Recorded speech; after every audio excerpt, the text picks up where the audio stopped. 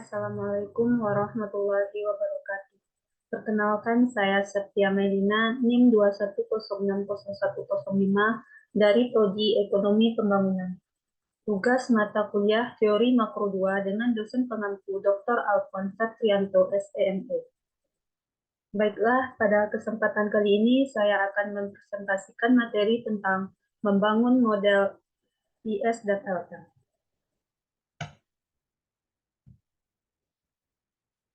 Adapun subpokok bahasan dalam materi ini, yang pertama, pasar barang dan kurva IS, kedua, pasar uang dan kurva LM, dan ketiga, kesimpulan ekuilibrium jangka pendek.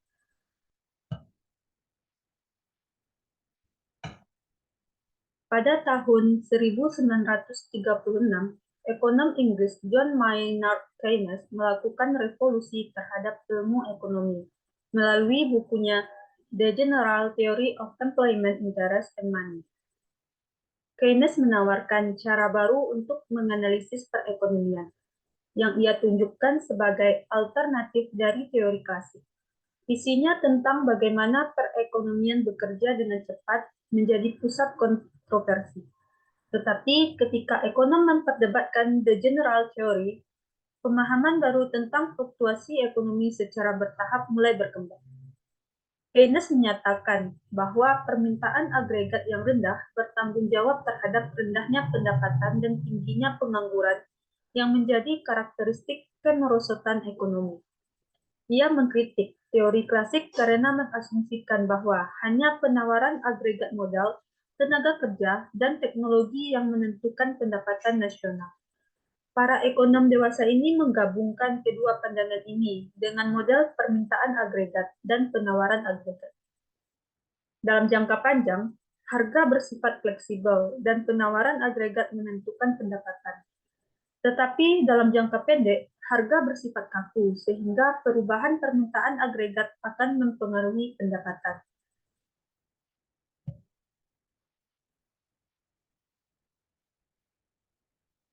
Model permintaan agregat yang dikembangkan dalam bab ini, yang disebut model IS dan LM, adalah interpretasi terkemuka dari teori Keynes. Tujuan dari model tersebut adalah untuk menunjukkan apa yang menentukan pendapatan nasional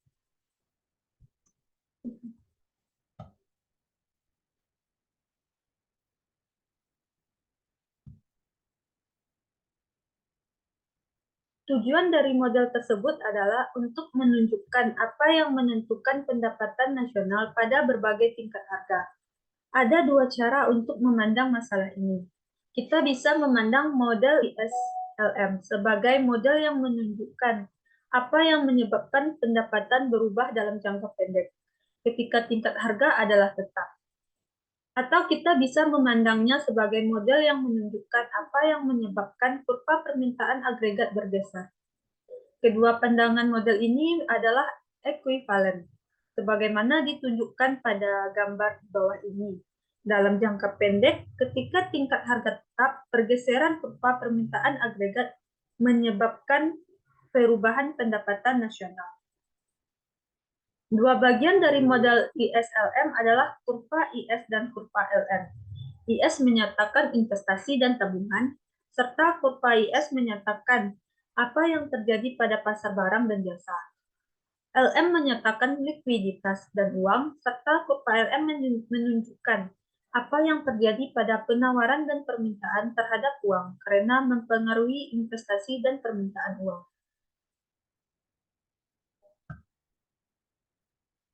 Kita masuk pada submateri yang pertama, yaitu pasar barang dan kurva IS. Kurva IS menyatakan hubungan antara tingkat bunga serta tingkat pendapatan yang muncul di pasar barang dan jasa. Untuk mengembangkan hubungan ini, kita mulai dengan model dasar yang disebut perpotongan Keynesian atau Keynesian cost. Model ini adalah interpretasi paling mudah dari teori pendapatan nasional Keynes dan merupakan kerangka untuk model ISLM yang lebih kompleks dan realistis. Perpotongan Keynesian. Dalam The General Theory, Keynes menyatakan bahwa pendapatan total perekonomian dalam jangka pendek sangat ditentukan oleh keinginan rumah tangga, perusahaan, dan pemerintah untuk membelanjakan pendapatannya. Semakin banyak orang yang mengeluarkan pendapatannya, semakin banyak barang dan jasa yang bisa dijual perusahaan. Semakin banyak perusahaan menjual, semakin banyak output yang akan mereka produksi dan semakin banyak pekerja yang akan kerjakan. Jadi, masalah selama masa resesi dan depresi menurut Keynes adalah pengeluaran yang tidak cukup. Perpotongan Keynesian adalah sebuah upaya untuk membuat sebuah model dari pandangan ini. Pengeluaran yang direncanakan. Kita awali derivasi dari perpotongan Keynesian dengan menggambarkan perbedaan antara pengeluaran aktual dan pengeluaran yang direncanakan. Pengeluaran aktual atau actual expenditure adalah jumlah uang yang dikeluarkan rumah tangga, perusahaan, dan pemerintah atas barang serta jasa, yang sama dengan produk domestik bruto atau GDP. Pengeluaran yang direncanakan atau planned expenditure adalah jumlah uang yang akan dikeluarkan rumah tangga, perusahaan, dan pemerintah atas barang dan jasa. Sekarang perhatikanlah determinan dari pengeluaran yang direncanakan dengan mengasumsikan bahwa perekonomian adalah tertutup, sehingga ekspor neto adalah nol.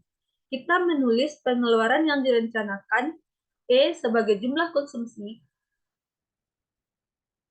C investasi yang direncanakan, dan belanja pemerintah G.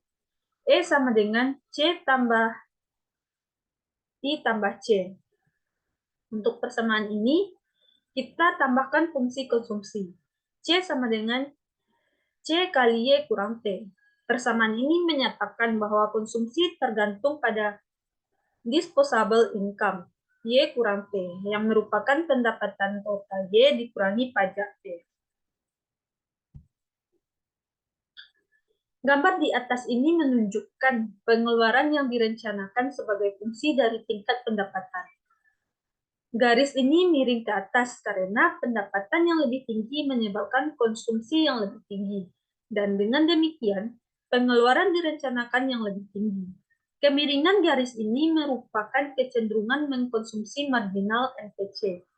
Hal itu menunjukkan berapa banyak pengeluaran yang direncanakan meningkat ketika pendapatan meningkat sebesar $1.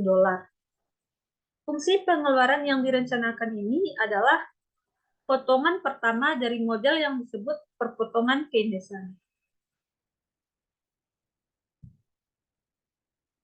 Perekonomian dan equilibrium. Bagian berikutnya dari perpotongan Keynesian adalah asumsi bahwa perekonomian berada dalam equilibrium ketika pengeluaran aktual sama dengan pengeluaran yang direncanakan. Asumsi ini didasarkan pada gagasan bahwa ketika rencana orang-orang telah direalisasikan, mereka tidak mempunyai alasan untuk mengubah apa yang mereka lakukan. Dengan mengingat kembali bahwa Y sebagai GDP tidak hanya sama dengan pendapatan total, tetapi juga dengan pengeluaran aktual, total atas barang dan jasa. Kita bisa menulis kondisi equilibrium ini sebagai pengeluaran aktual sama dengan pengeluaran yang direncanakan atau Y sama dengan T. Seperti gambar yang ada di samping ini, di mana garis 45 derajat menempatkan titik-titik di mana kondisi ini terjadi. Dengan tambahan fungsi pengeluaran yang direncanakan, gambar ini menjadi perpotongan Keynesian. Equilibrium perekonomian ini adalah pada titik A, di mana fungsi pengeluaran yang direncanakan memotong garis 45 derajat.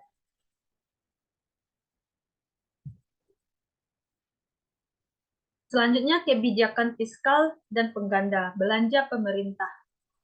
Perhatikanlah bagaimana perubahan-perubahan dalam belanja pemerintah mempengaruhi perekonomian.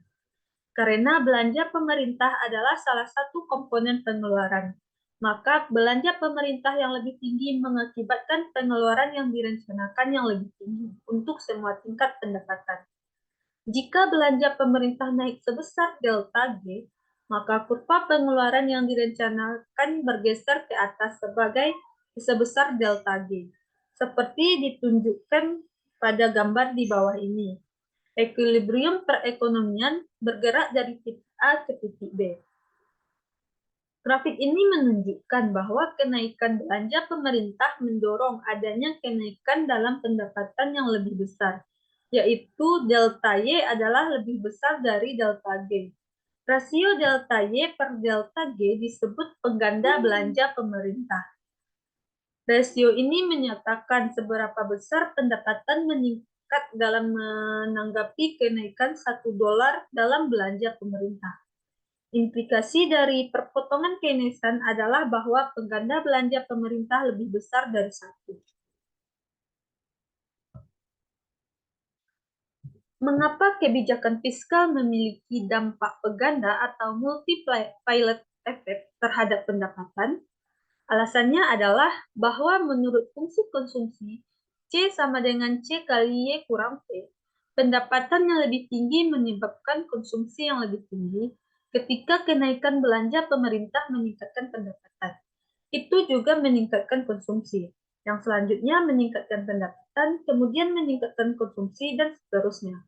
Karena itu, dalam model ini, kenaikan belanja pemerintah menyebabkan kenaikan pendapatan yang lebih besar. Kebijakan fiskal pengganda. Pajak.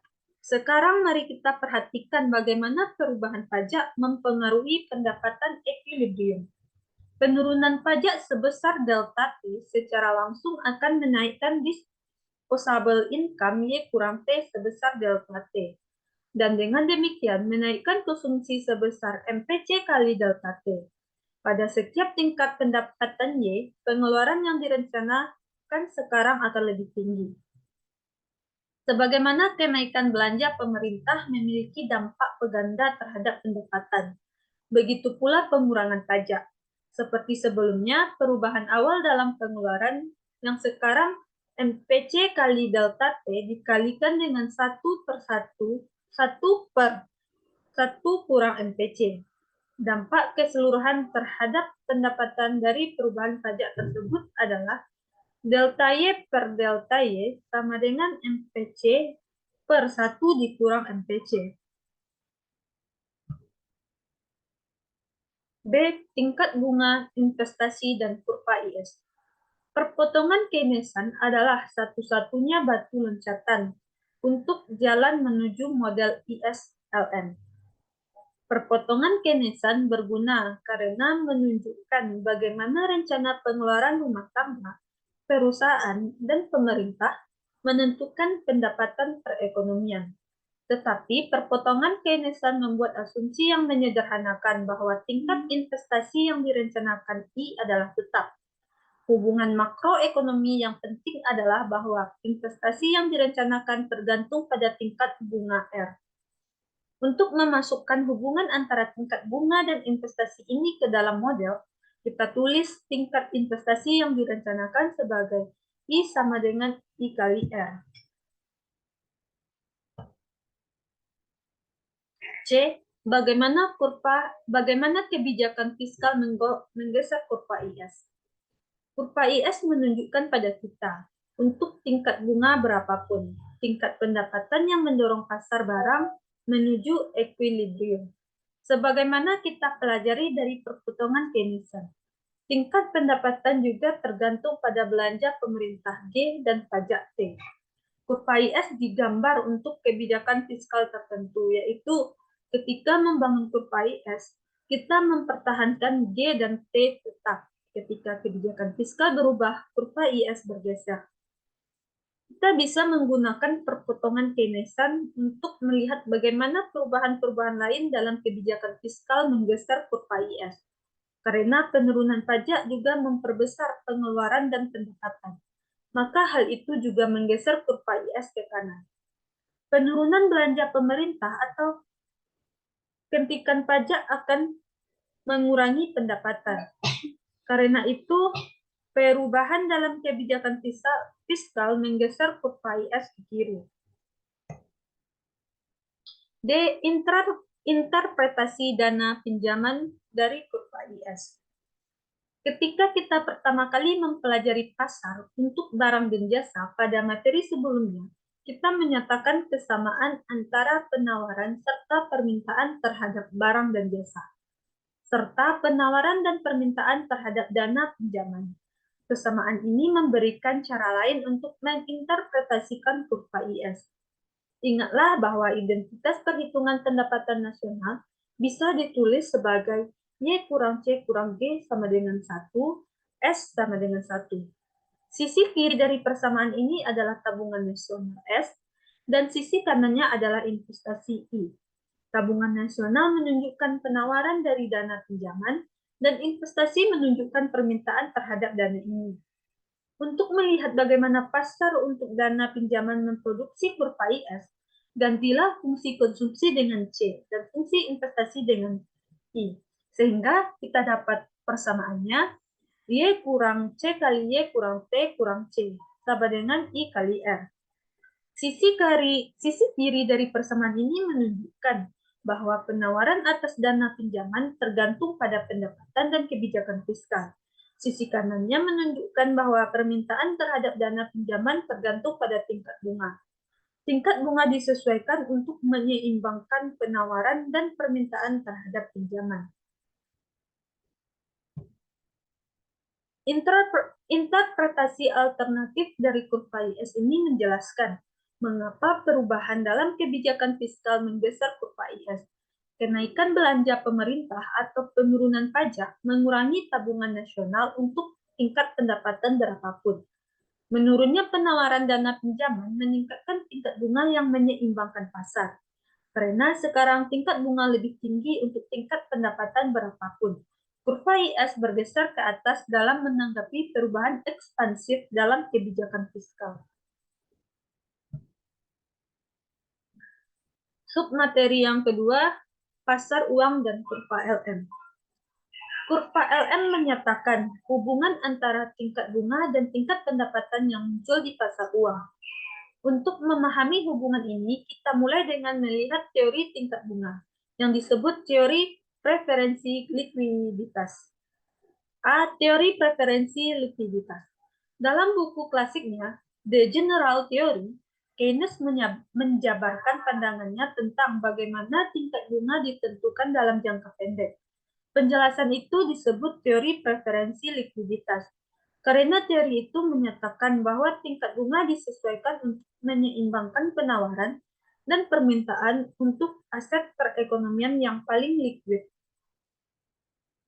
Sebagaimana perpotongan Keynesian merupakan kerangka untuk kurva IS, teori preferensi likuiditas adalah kerangka untuk kurva LM. Untuk mengembangkan teori ini, kita mulai dengan penawaran keseimbangan uang real. Jika M menyatakan jumlah uang beredar dan P menyatakan tingkat harga, maka M per P adalah penawaran keseimbangan uang real. Teori preferensi likuiditas menegaskan bahwa tingkat bunga adalah salah satu determinan dari berapa banyak uang yang ingin dipegang orang. Alasannya adalah bahwa tingkat bunga merupakan biaya oportunitas atau opportunity cost dari memegang uang. Biaya yang harus Anda tanggung karena memegang sebagian aset Anda dalam bentuk uang yang tidak menghasilkan bunga, bukannya dalam bentuk deposito atau obligasi. Ketika tingkat bunga naik, orang-orang hanya ingin memegang lebih sedikit uang. Jadi kita bisa menulis permintaan terhadap keseimbangan uang real sebagai M per P sama dengan L kali R, di mana fungsi LR menunjukkan bahwa jumlah uang yang diminta tergantung pada tingkat bunga. Jadi kurva permintaan dalam gambar di bawah ini miring ke bawah karena tingkat bunga yang lebih tinggi mengurangi jumlah keseimbangan uang real yang diinginkan.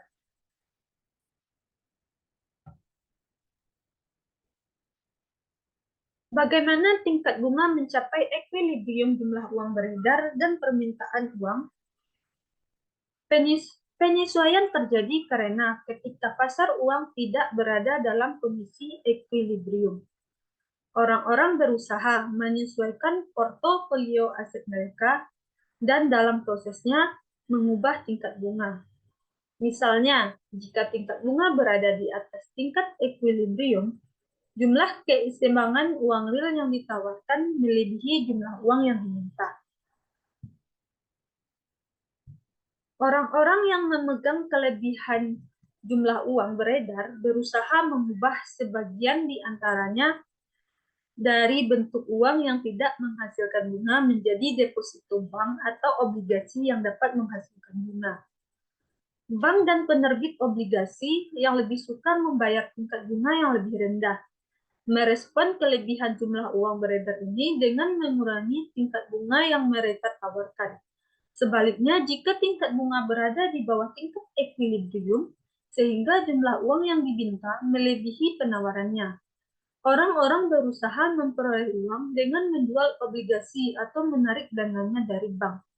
Untuk menarik kembali dana, bank dan penerbit obligasi merespon dengan menaikkan tingkat bunga. Akhirnya, tingkat bunga mencapai tingkat equilibrium, di mana orang-orang merasa aman dengan portofolio aset moneter dan aset non-moneter mereka. Setelah kita mengetahui bagaimana tingkat bunga ditentukan, kita bisa menggunakan teori preferensi likuiditas untuk menunjukkan bagaimana tingkat bunga menanggapi perubahan jumlah uang yang beredar. Anggaplah bahwa Fed tiba-tiba mengurangi jumlah uang beredar. Penurunan dalam M mengurangi M per P karena P adalah tetap dalam model. Penawaran keseimbangan uang real bergeser ke kiri. Sebagaimana terlihat dalam gambar kurva di atas, tingkat bunga equilibrium naik dari R1 ke R2. Dengan tingkat bunga yang lebih tinggi, membuat orang-orang merasa puas untuk memegang jumlah uang real yang lebih sedikit. Hal sebaliknya akan terjadi jika Fed tiba-tiba meningkatkan jumlah uang beredar. Jadi, menurut teori preferensi likuiditas, penurunan jumlah uang beredar menaikkan tingkat bunga, dan kenaikan jumlah uang beredar menurunkan tingkat bunga. B. Pendapatan, permintaan uang, dan kurva LM.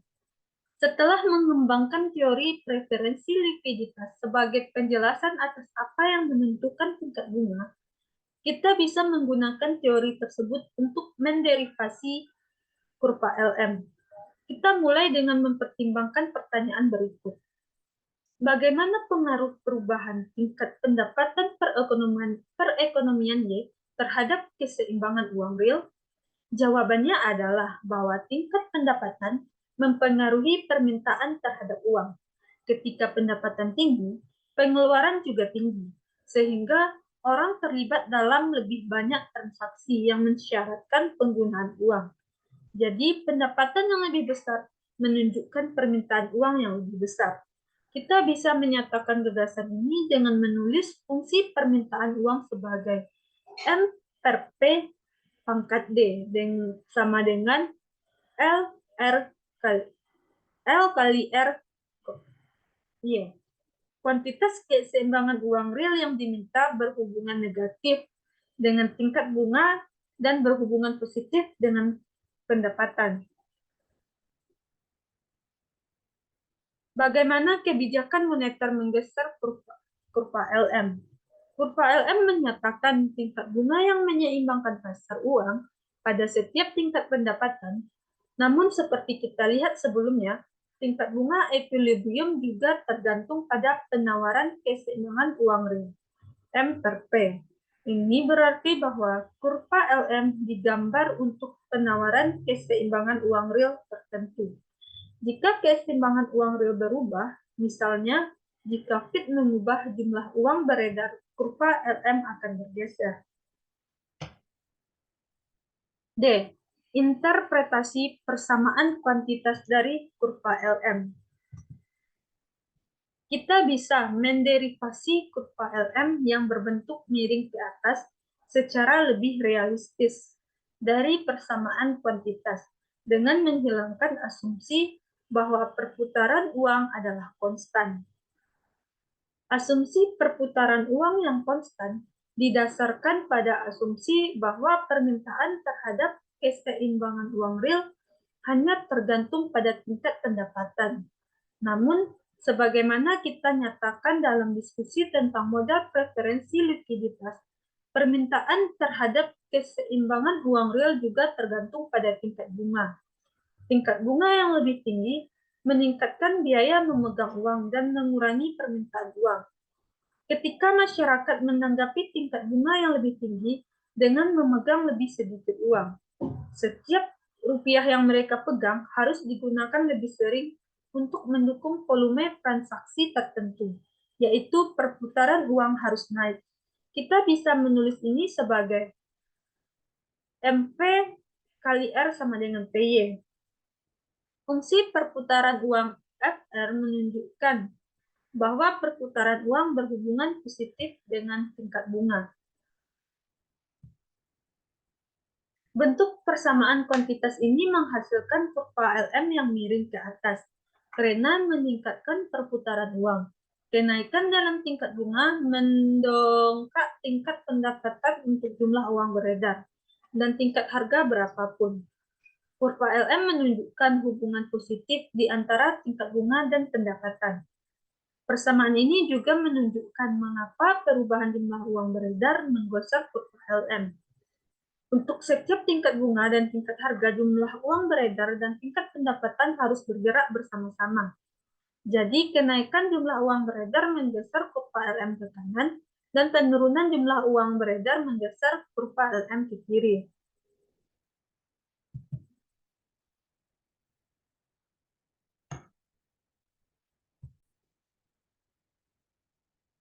Ingatlah bahwa persamaan kuantitas hanyalah cara lain untuk menunjukkan teori yang berada di belakang LM.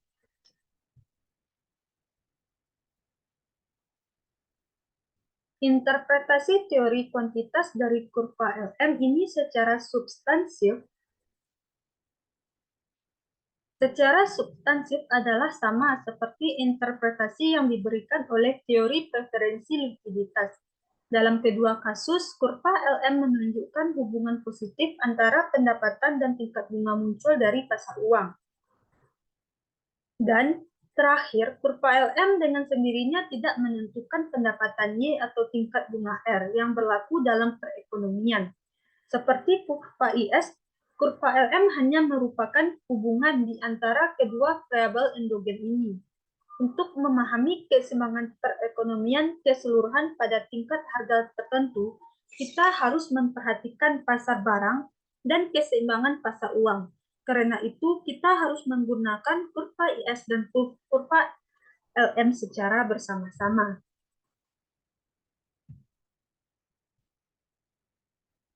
Kemudian pokok pembahasan yang terakhir yaitu yang ketiga, kesimpulan.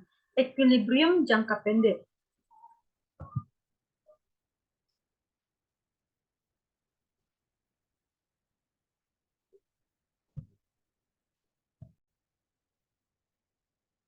Sekarang kita memiliki seluruh bagian dari model ISLM. Dua persamaan dari model tersebut adalah Y sama dengan C kali Y kurang T ditambah IR tambah G, merupakan persamaan dari kurva IS, M per P sama dengan L kali R Y, yang merupakan persamaan dari kurva LM. Model tersebut menganggap kebijakan fiskal G dan T, kebijakan moneter M, dan tingkat harga P sebagai variabel eksogen. Berdasarkan variabel-variabel eksogen ini, kurva IS memberikan kombinasi antar Y yang memenuhi persamaan yang menunjukkan pasar barang, dan kurva LM memberikan kombinasi antara R dan Y yang memenuhi persamaan yang menunjukkan pasar uang.